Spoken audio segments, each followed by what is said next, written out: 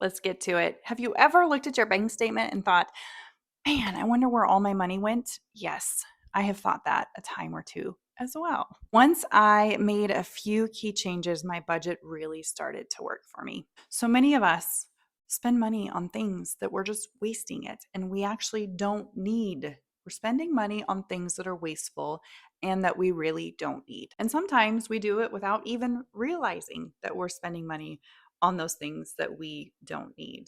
So today is a fun video, guys. I am sharing all of the things that I have cut from my budget and why I don't miss these items in my life anymore. So if you're ready to take control of your finances, please click the link down below. My budget blueprint is a part of my slow living bundle. You get 3 of my digital products in that bundle, and it's life changing. It's very simple to start and basic to follow. All right, so 10 things I cut from my budget. Let's do this. Number 1, unused subscriptions and memberships. Gym memberships, streaming services, random apps. I like to do a subscription audit every 3 months just to go through. If you don't know where to start, maybe it's been a while since you've done a budget, you can just open up your banking app and see those regular occurring charges, those subscriptions that are hitting your account every month to kind of track those. Okay, number 2, impulse, Amazon, and Target runs. It's like rewarding and painful to say that in the same sentence. But I suffer from a problem, and it is I just went in for one thing. I do believe Target just hooks you at the very beginning in the front of the store, and Walmart has started, but they're not near as good as Target, but Target has that game down. So usually by the time I grab a cart, I am already, I mean, not always, but I'm thinking, what else do I need in Target that's just not the one thing I came for? So I like to set a spending limit or a 24-hour rule before purchasing. So I go in with a list. We all do, right? We all have the best intentions. But if it's something that I would say, like a deep want for me, it's like over $50. I need to sleep on it for 24 hours because maybe I like to go home. I like to pray. Maybe there's a different solution. Maybe I can borrow it from someone. Maybe I can find it at a thrift store or Goodwill. So I just like to either stick to my spending limit or sleep on it for 24 hours. Okay, number 3, expensive takeout and drive-through coffee. I get tired, y'all, just like you probably. So those little $5 and $10 purchases add up so fast. And if you're buying takeout for your family because you're too tired to cook, that's like a $50 bill. So the alternative is to make coffee at home and meal prep very, very simple, basic, budget-friendly meals. I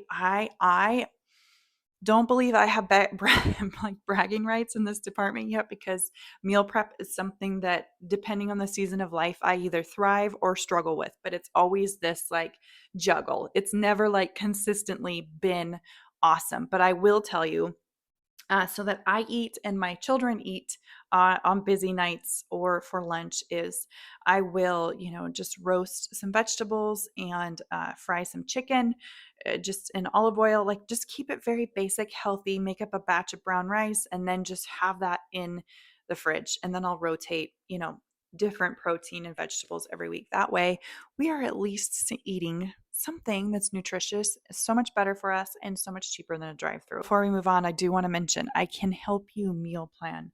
I have a weekly reset routine. It's bomb. It's awesome. It's all of the things that moms, they slip through the cracks, the details that are floating around in our minds all week, stressing us out.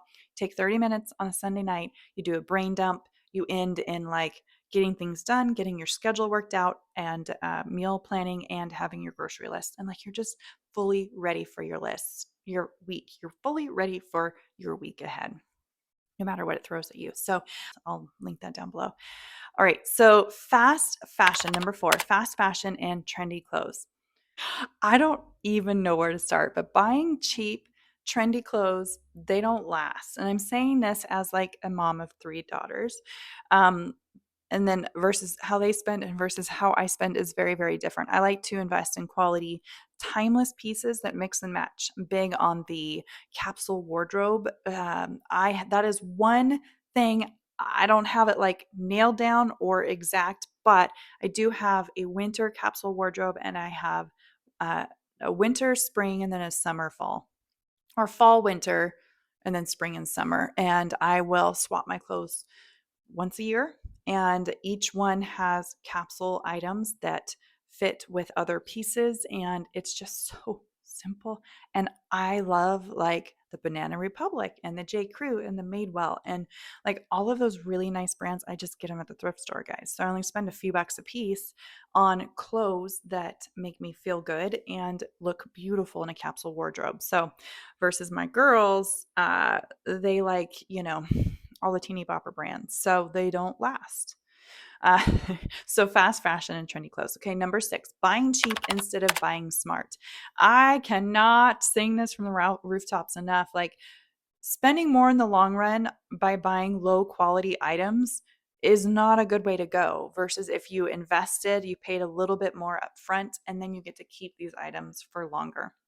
That's just my take. So these could be kitchen gadgets, home items, clothing, shoes. Like, I grew up in the days of Payless Shoe Source. Maybe you did too.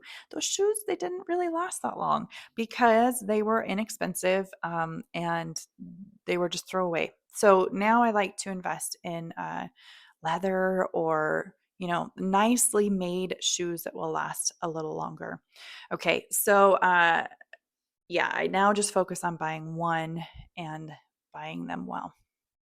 All right, number 6, random dollar store and Target aisle purchases. Now, this goes with the previous step, but cheap, unnecessary home decor, knickknacks, and cute but pointless items, they don't do it for me. And I want to like decorate my home. Look at my dog.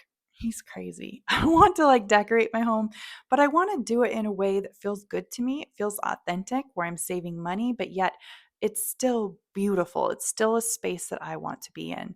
So, how I do that is I declutter first and then I shop intentionally, and I don't say yes to all of the knick-knacky little things. Okay.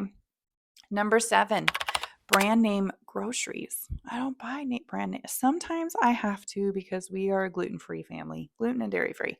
That is a little bit harder to get store knockoffs brands, but switching to store brands has saved me so much money a year. And my favorite is Whole Foods. Whole Foods is a fun store, especially if you have a lot of dietary restrictions or allergies in your family. They have a brand that's called 365. I, I love that brand. It is a budget friendly, clean brand that I can get at Whole Foods. So, um, that is what I do. So I want to challenge you. Try swapping one name brand item with a store brand item and see if you notice a big difference.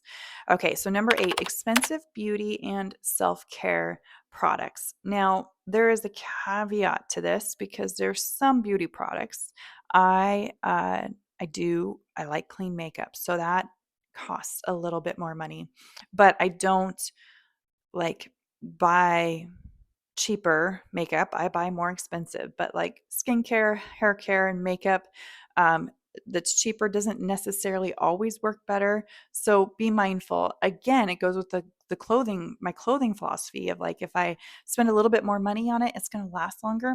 I don't know if that's a thing, but with my makeup, I really do notice that it lasts longer, the nicer makeup that I buy. So stick to I would say stick to affordable, high quality staples. There are some amazing clean brands that are budget friendly. Like we like Pacifica in our family, and Morph too. We can get that at Sephora and Target. That helps, or Ulta and Target. That helps keep our budget lower.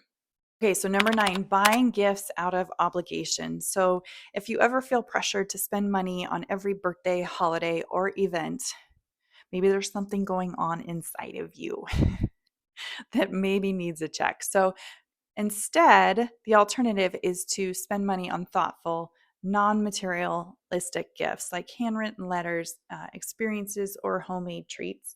I don't know if it's my age, in my mid 40s, but that is something I'm gravitating more towards, is that I would just rather receive something handwritten and then be with somebody. Like, just be in their company and not have any plans, and like just very basic. And I think that that is such a good tip to living a slow life as well. All right, so number 10, we made it, guys. Buying in bulk when I didn't need to. Boy.